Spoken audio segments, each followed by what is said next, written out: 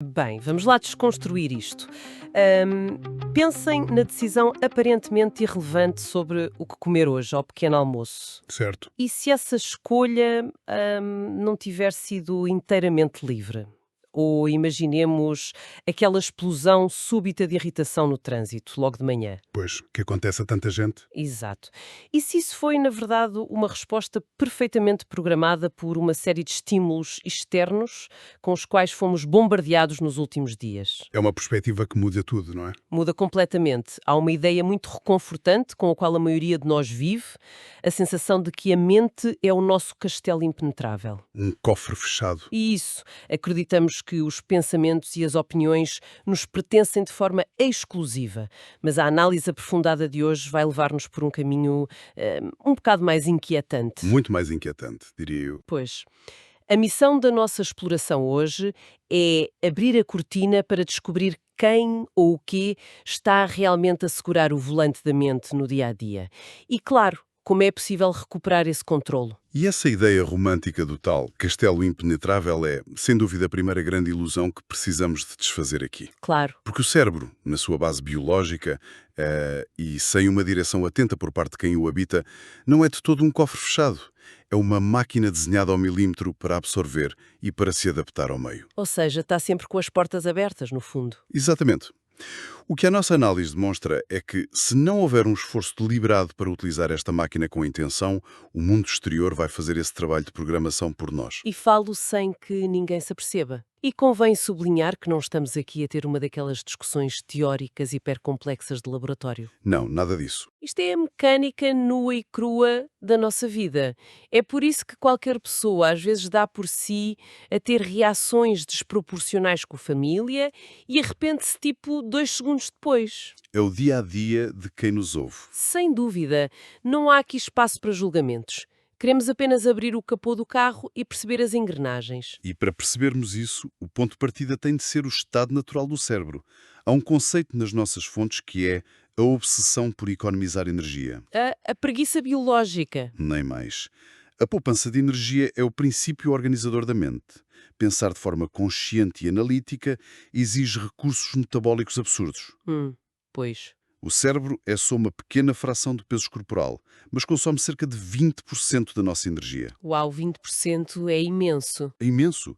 Portanto, para sobreviver, ele não se pode dar ao luxo de processar tudo a fundo. Tem de criar atalhos. E é por isso que abordagens como a terapia cognitivo-comportamental, a abordagem sistémica, a hipnose ericksoniana ou a programação neurolinguística partem da mesma base, Que é qual? Exatamente. que o ser humano passa a esmagadora maioria do tempo em piloto automático. As nossas reações são condicionadas muito cedo. Espera, isso faz-me logo lembrar a forma como a tecnologia imita a biologia. É literalmente o modo de poupança de bateria dos smartphones, não é? Essa analogia é perfeita. Pois. Repara, quando a bateria chega aos 20%, o sistema reduz o brilho, desliga as redes em plano de fundo e mantém só o essencial para não desligar o aparelho. Ficam a correr só aquelas aplicações de fundo. O cérebro faz o mesmo com o pensamento crítico, certo? O que é fascinante aqui é que o processo é exatamente esse. Essas aplicações de fundo são os nossos automatismos. Certo. Ao longo da vida, o cérebro absorve crenças e cria defesas. Quando o modo de poupança liga, e está quase sempre ligado, são essas rotinas que assumem o comando. E há um paradoxo nisto. Qual paradoxo? Imagina que um caminhão trava a fundo à nossa frente na autoestrada. O cérebro não tem tempo para calcular as leis da física. Pois não. Precisa do piloto automático para travar numa fração de segundo. É vital para a sobrevivência. Claro, salva-nos a vida. Exato, mas esse mesmo mecanismo de proteção, que é ótimo no trânsito, é o que nos aprisiona e nos retira a liberdade de escolha consciente noutras áreas. Ou seja, a mesma funcionalidade que nos impede de bater contra o caminhão é que nos faz responder de forma agressiva a um colega de trabalho só porque um gatilho antigo foi ativado. É exatamente isso. Mas se vivemos neste modo de poupança de bateria, como é que estas aplicações de fundo são programadas? O texto falava da repetição e da interpretação, não era? Era? A mecânica assenta numa premissa desconfortável. A maioria dos nossos pensamentos não são factos. Não são factos. Não, são interpretações. O cérebro aprende através da repetição. Se um pensamento repetido gera uma emoção, cria-se uma ligação frágil. Mas se repetirmos isso milhares de vezes, essa faísca vira uma autoestrada de informação. Ah, claro. Um pensamento repetido torna-se um hábito mental. Uma emoção repetida vira um estado familiar. E um comportamento repetido torna-se uma identidade. Então, imaginemos alguém que viveu vários fracassos e começa a interiorizar, tipo, o pensamento eu não sou capaz. Certo? Um exemplo clássico. Esse eu não sou capaz passa a ser a autoestrada principal, não é? E começa a orientar a realidade e as oportunidades que a pessoa consegue se quer ver. Completamente. O cérebro passa a funcionar como um filtro e blinda-se contra qualquer prova em contrário. O texto ilustra bem isso com o exemplo de duas pessoas no mesmo local de trabalho. Ah, sim, perante o mesmo obstáculo no projeto. Exatamente. O evento é igual, mas a primeira pessoa, com a autoestrada da incapacidade, pensa logo, vou fracassar. Certo? A segunda pessoa, com um filtro de resiliência, pensa, o que é que vou aprender com isto? O evento é o mesmo, mas a emoção e o comportamento são o oposto. A mente é um filtro. Espera lá, mas Sim. eu tenho de fazer da advogada do diabo aqui. Isto soa um bocado àquele clichê tóxico de que basta pensar positivo, sorrir para o espelho de manhã e tudo se resolve. É isso que o texto está a dizer? Não, de todo. O desenvolvimento pessoal sério afasta-se completamente dessa ilusão. Ainda bem, porque isso irrita-me solenemente. E com razão. A positividade extrema é uma fuga à realidade. O que o texto defende não é pensar positivo o tempo todo, é compreender o nosso funcionamento interno para deixarmos de sofrer com os nossos mecanismos. Ok, então não é pintar tudo de cor-de-rosa. Nada disso. É ter a clareza de observar um pensamento e dizer isto é só a minha programação antiga, não é um facto. Trata-se da realidade, não de magia. Faz todo o sentido. Então, resumindo até aqui, vivemos no modo poupança de bateria, a repetição programa os nossos filtros e esses filtros ditam a nossa realidade. Correto. Ora, se isto funciona assim de forma tão mecânica, quem é que percebeu isto lá fora e está a tirar proveito da situação?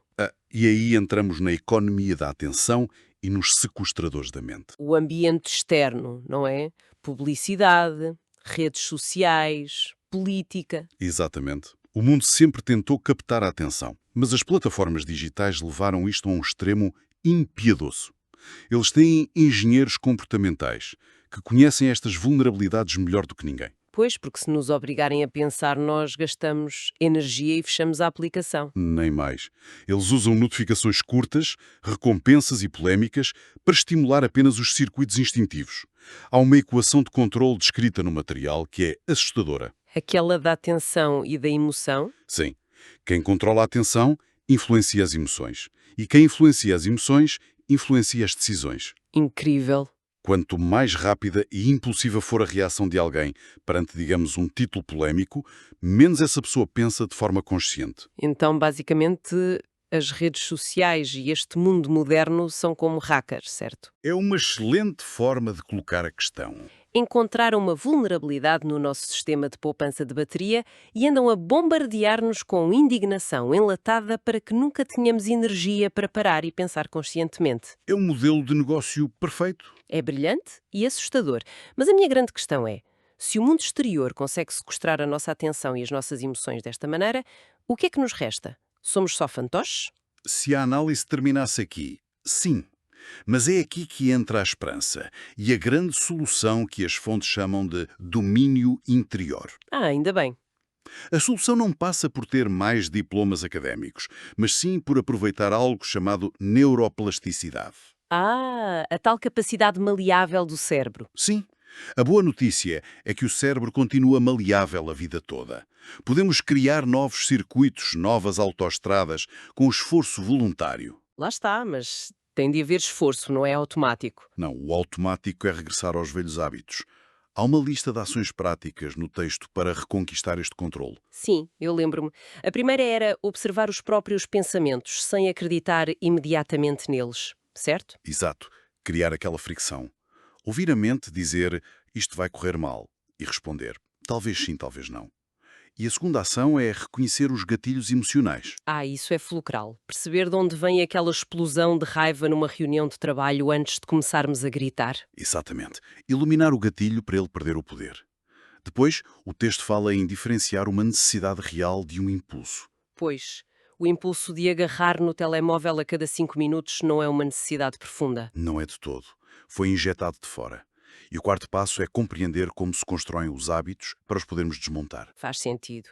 E o quinto, se bem me recordo, era treinar a atenção em vez de a deixar dispersa.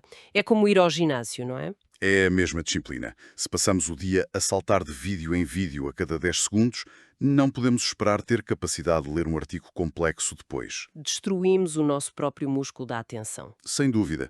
E por fim, o sexto ponto. Questionar as crenças que herdamos. Se não o fizermos, voltamos àqueles padrões que nunca escolhemos de facto. Como o medo da rejeição ou a constante autossabotagem. Exatamente. O grande aviso aqui é que pensar por si mesmo não é viver numa gruta e rejeitar toda a influência exterior. Nós vivemos em sociedade.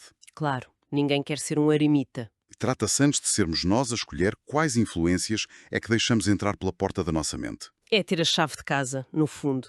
Então, o que é que isto tudo quer dizer para a nossa vida prática? É a pergunta para 1 milhão de euros. Pois é, nesta sociedade, onde o consumo, as polémicas e até as opiniões dos outros querem ditar o nosso tempo de atenção, aprender a usar o próprio cérebro acaba por ser um ato de verdadeira liberdade. É a derradeira soberania. Nem mais.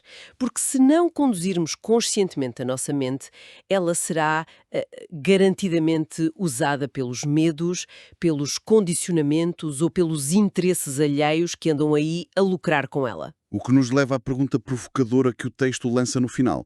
Quem está realmente a segurar o volante da mente? Exato. Eu acrescentaria um pensamento isso, se me permites. Força? Sabendo que o cérebro aprende por repetição e que os comportamentos se tornam na nossa identidade, que identidade é que a próxima ação rotineira vai programar? Uau! Aquela ação que vai acontecer assim que este áudio terminar. Sim, quando o silêncio se instalar, será que a primeira coisa a acontecer é abrir instintivamente uma rede social para continuar o ciclo de indignação? O tal do piloto automático. Exato. O piloto automático a cumprir ordens do exterior.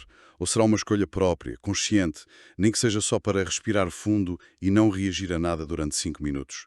É que cada milissegundo conta para asfaltar um novo caminho no cérebro. É uma constatação de peso para refletir. Resta então manter vivo este saudável grau de ceticismo perante as escolhas banais. Cultivar de perto o olhar afiado para a curiosidade, abrandando de forma intencional perante os automatismos fáceis e, acima de tudo, exigir assumir os comandos da condução antes de reagir. Sem dúvida. Encerramos assim o nosso mergulho profundo de hoje, nesta grande encruzilhada da atenção e da liberdade. A busca minuciosa por perspectivas claras nunca cessa. Até à próxima jornada e que a navegação do mundo interior seja sempre obra de quem está ao volante.